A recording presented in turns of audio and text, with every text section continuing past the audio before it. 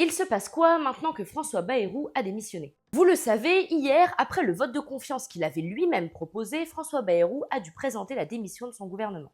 Désormais, la première chose à faire pour Emmanuel Macron, c'est de nommer un nouveau Premier ministre qui choisira un nouveau gouvernement.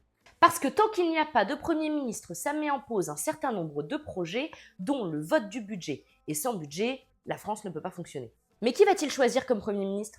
Le secrétaire général du Parti socialiste, Olivier Faure, se dit prêt, mais honnêtement, il n'intéresse pas vraiment Emmanuel Macron. Il pourrait aussi s'agir de Yaël Braun-Pivet, la présidente de l'Assemblée nationale.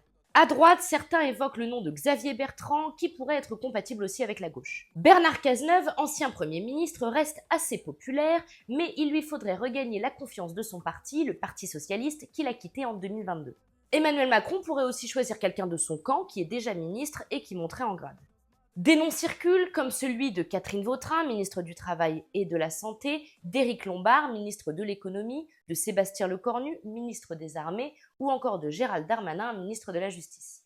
Il y a aussi le ministre de l'Intérieur, Bruno Retailleau, qui plaît beaucoup à la droite et à l'extrême droite, mais qui inquiète la gauche. Il se murmure en tout cas que le candidat idéal sera quelqu'un de consensuel mais pas trop charismatique, car Emmanuel Macron n'aime pas qu'on lui fasse de l'ombre en étant populaire. Dites-moi en commentaire ce que vous en pensez et on suit ça ensemble, alors pour ne rien rater, suivez-moi sur YouTube, TikTok et Instagram.